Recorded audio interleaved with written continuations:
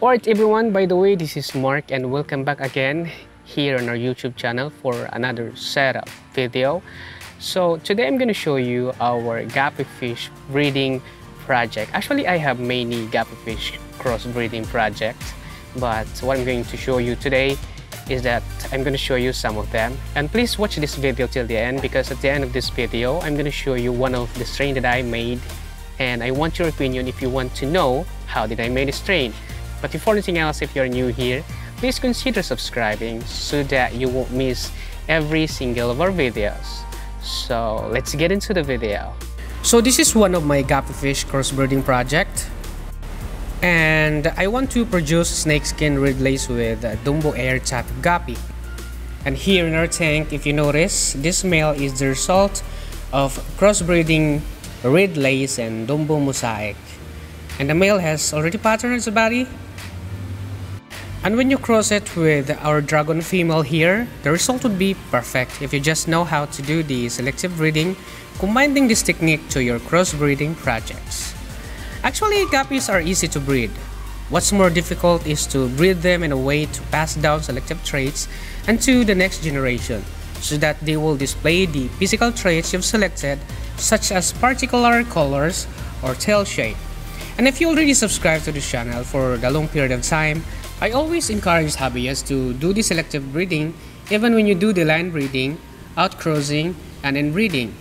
And if you are just new to this channel, I want to encourage you guys to do the same, because this will help you to enhance your guppy strain, and to tell you, no matter how beautiful or expensive your guppy fish, still, on the long run, if you don't know how to do the selective breeding or other techniques to maintain your line, time comes that your beautiful guppies will turn into hybrid junk.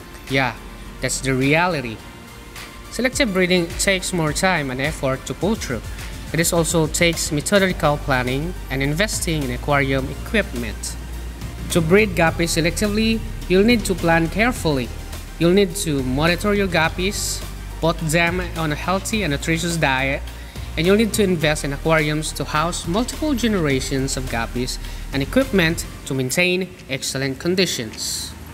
The inexpensive guppy pairs you'll see in pet shops are not the best quality specimens you can get. With this, you may get some interesting results, but nothing too fancy or out of the ordinary. And I still remember one of the hobbyists asked me if you can still groom the cow guppies. Actually, you can still groom them, but don't expect too much to have a beautiful outcome. Good genetics or guppy fish line is still the best for grooming.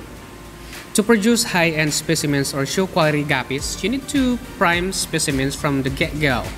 And the best place to get this from are reputable breeders that have been preserving the purity of strains and perform breeding that accounts for the healthiness of the particular guppy strain. Reputable breeders can offer you guppy couples that are healthy, whose lineage is known and fall into the fancy guppy or show guppy category. These specimens may be a little more sensitive than their regular guppy counterparts, and of course more expensive. So you may need to be more attentive to their upbringing and care, but they will also bring you in more profit in return. I recommend buying 3 females and 2 males. However, do not let them breed randomly, as harem breeding may not deliver you the best results. Draw up a plan as to what traits you want to breed your guppy fish for, whether it's a color, size, tail, shapes, or other peculiar aspects, and select the guppy pair that best showcase those traits. Outcrossing can help maintain the health of your guppies and reduce the chances of deformities or faults that may rise with inbreeding. Guppy outcrossing can also add desirable traits to your guppy line, an interesting color or tail shape, without worrying about the risk of deformities such as a curved spine. It is recommended that you perform a guppy outcrossing every few generations to maintain the genetic healthiness of your fish. And here, our second crossbreeding project. We have female from EBM or Electric Blue Musco, and the males were from Dark Knight strain. And here, I'm expecting to produce more bluish color with a Delta type tail, or soon it will produce just blue singa guppy. I don't know if you know that strain. And as what you can see, they already have fry, and soon I'll give you an update on them. And by the way, if you don't seem like the result You can do the backcrossing method. Sometimes when the progression of a line traits does not go as planned, for example, unplanned and unforeseen traits find their way into the lineage, it is a good idea to mate your Gapi from a line back to its ancestors or to their parents. Gapi backcrossing is essentially used to re-establish traits that have been disappeared even though it wasn't your intention or to eradicate certain traits.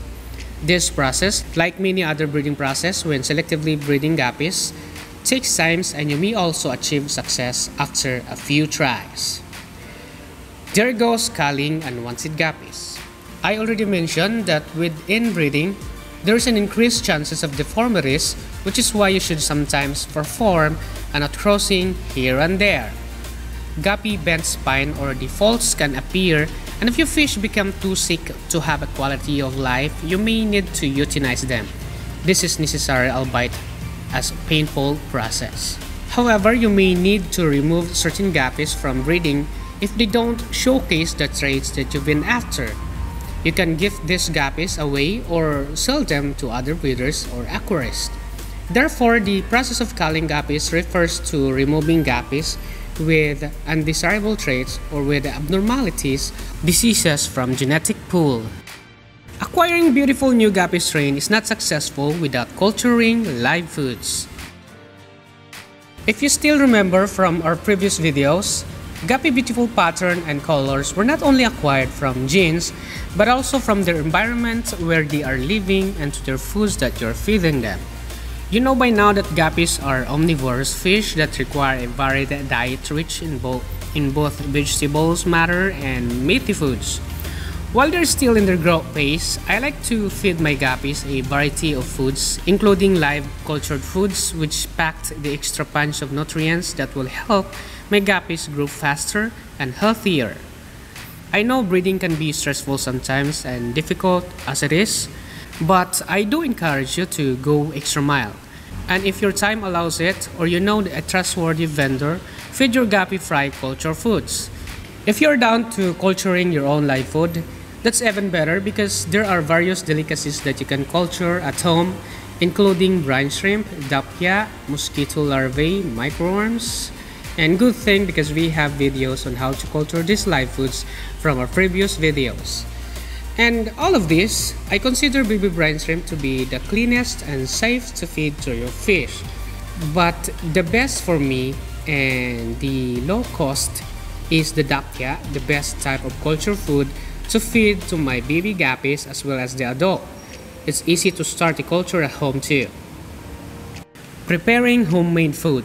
If you don't want to make your own culture foods, there are other things you can prepare for your Gapi fry or Gapi adults.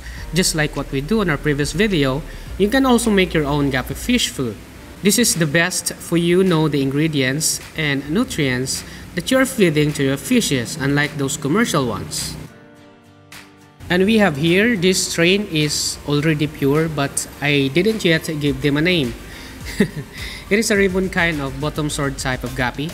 And if you want to know how did I made this strain, please just comment down below so that I can make separate tutorial video for this strain.